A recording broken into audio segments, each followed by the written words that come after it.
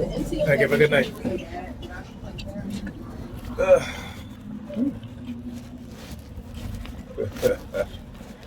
All right, all right, all right.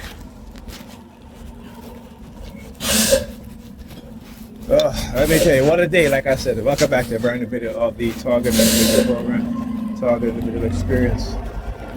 So the fiends, they're like crack fiends waiting for the video. We call them video fiends. But I'll have to make them wait. Right? One of the things that you must do as a TI in order to defeat these people in terms of their psychological operations, their psyops, even though when I say defeat them, you're not going to totally defeat them because there's too many of them. Because what I'm saying is that to defeat them, meaning that they can no longer manipulate you in certain ways in which you don't know, right? Now, they may be able to manipulate me in ways in which I would say it's very subtle, as opposed to being the emotional manipulation that they try to do, right? No longer works in the sense that it did in the past, right? And so even tonight they had like on the bus, this dude came and he's like tapping me, you know, and I'm like, you know, they want to start some shit, you know, but I'm too tired. You know what I'm saying? You know, the word is excuse me, you know, you can point to the seat to say excuse me.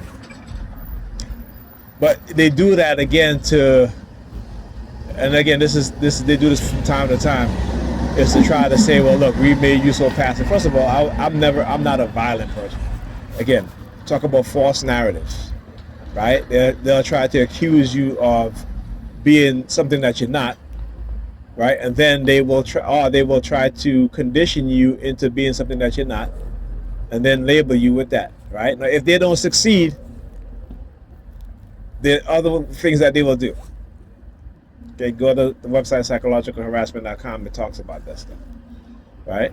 So, for example, I'll give you an example. You know, what they've been doing lately is using their sirens when it comes to, I think I talked about how my daughter is suffering from insomnia.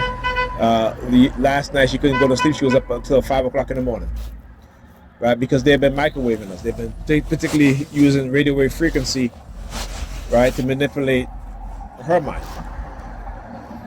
So, for example, like whenever I approach her, like let's say, ask if she wants something to eat, they'll start using their sirens, right?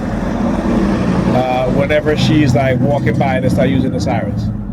Whenever let's say she's walking towards me and I turn and look at her, they'll use their sirens.